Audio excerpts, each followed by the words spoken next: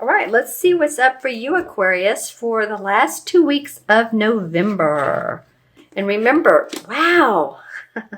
Let me say this first. Remember to watch your moon and rising signs if this particular video's messages don't make sense to you or resonate with you. I get that a lot, so you may want to watch them anyway. Okay, so this card in particular, it came up the last video I did, which was Capricorn. And like I said, I was shuffling these good. So there's a lot of moving past negative, possibly, I don't want to say negative, but situations that you're tired of, that seem old, that you're like, okay, I'm ready to wind this up. I want something new. And you know, it's perfect how this second card is the Three of Wands, because that is success around venture. That is success around a project or your own business or your work, wherever your workplace is. So it's like moving your thoughts and ideas into real action.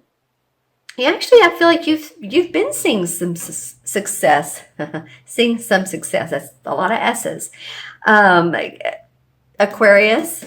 So it feels like by the end of November, you're going to be open to working with someone different. You're going to be open to new projects, working in different ways than you have before. You could be taking on a second part-time job, working late. How do I say this?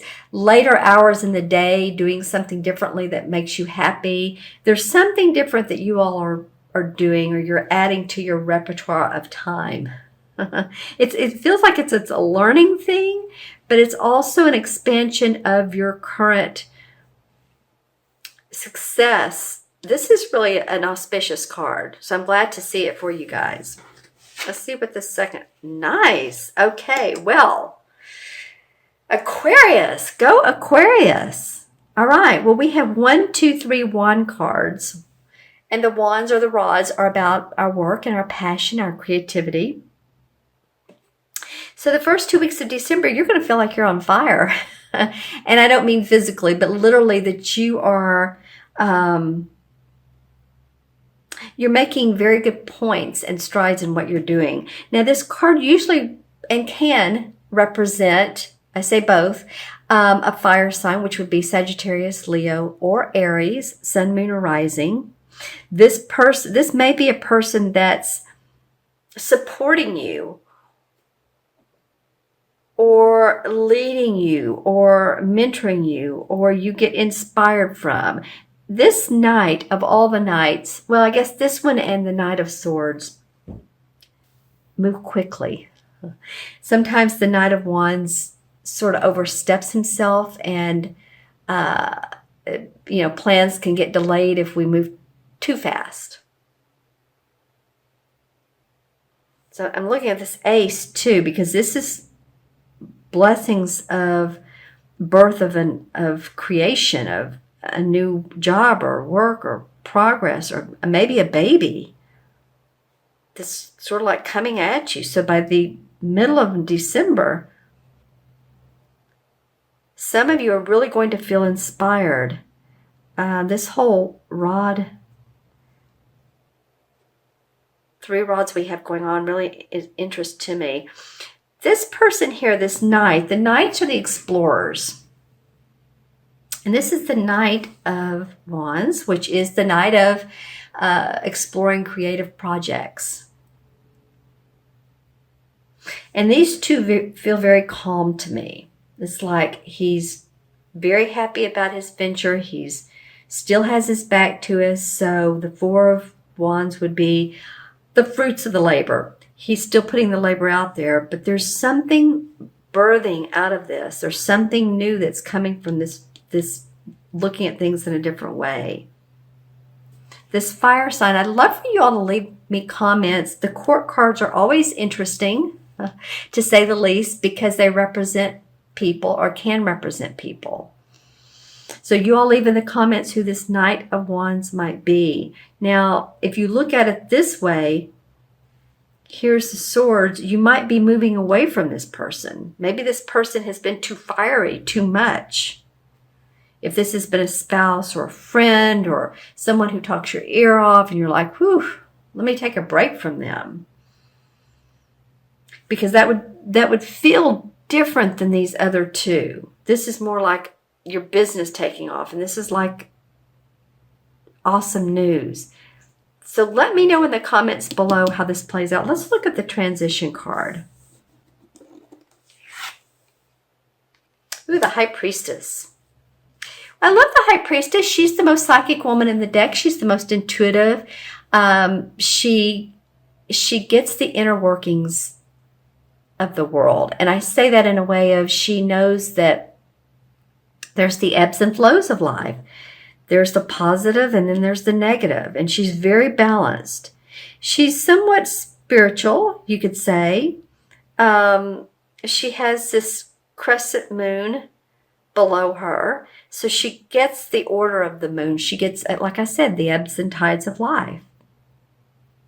She also represents hidden agendas. So if any of you all are dealing with someone that you're not really sure about, that you're not sure if they're good for you in your life, you might want to really go into your inner intuition and sit with yourself and see, take a couple deep breaths and feel if this person is good for you. That might be this Knight of Wands that I'm talking about that you're unsure of. It may or may not be. So you all, of course, not every Aquarian's born on the same day, the same time, the same minute, the same hour, the same place. So this is going to represent different people to all of you all. I feel like, though, this is someone, or this is a time for you when you really are perceptive and intuitive and you get it. Okay, let's see what the crystal has to say as well. I'm going to use this crystal.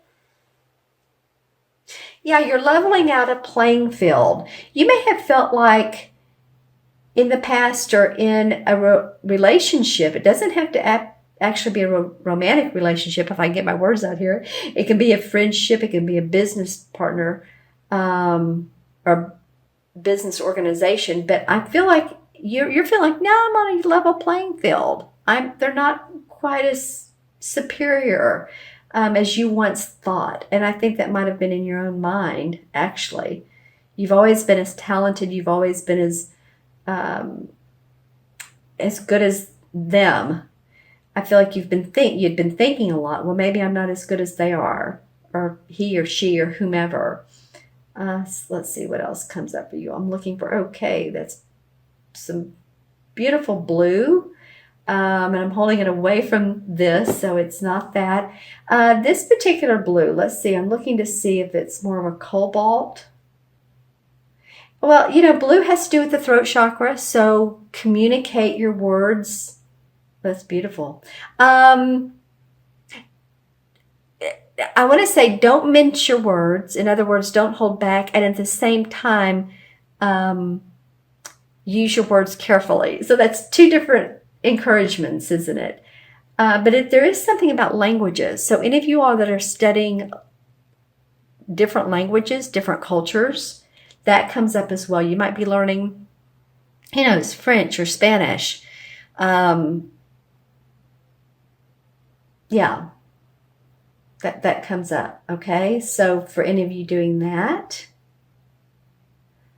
let's see what else comes up for you for Aquarius, Sun, Moon, or Rising. Some of you are thinking about writing a book or a pamphlet. Maybe it's part of your work, but maybe it's not too. And I feel like some of you all are going to have to stand up for your ideas and who you are. It may mean around in a relationship, or it could mean at your workplace or at your business, or ideas that you have. Stand up for yourself. This is what works for me. What works for you? All right. Okay, Aquarius. Let me go ahead and add up the cards. We have 6, 7, 8, 9, and 2 is 11, 12, 13. That's easy, right? 6, 7, 8, 9. 10, 11, 12, and 13. Well, 13, a lot of people like that number. A lot of people, when I'm talking to them, say, oh, 13 is my lucky number. Not everyone, but some people do. 1 and 3 is 4, of course, and 4 in numerology is about building your foundation. It's about feeling that there is structure and there is safety in your life, and there is, security. So hopefully that makes sense for a lot of you, and you all do feel that. It's an important feeling, isn't it? All right, so the 4 in the Major Arcana is the Emperor card. And the Emperor card is an archetypal boss, father figure. It can represent a priest, which is interesting. The High Priestess came up because, the Emperor would be the archetypal father. She's not the Empress, but I was going to say it's the opposite of her, the masculine, but not really. She's in her own group here. The Emperor card represents the sign of Capricorn. Again, someone who is very staid in their position, who leads. It can also mean government, authority figure, judge, executive decision maker, father, makes a ruling. For some of you all, it could be any type of ruling for possibly a court case or something like that, or a ticket or a fine. Be careful how you're driving. I told one other sign that, and I got some feedback that, someone had been pulled over. Of course, the streets are busy, so that's going to happen. But yeah, don't have a heavy foot while you're driving. You know what I'm saying? It really does make a difference.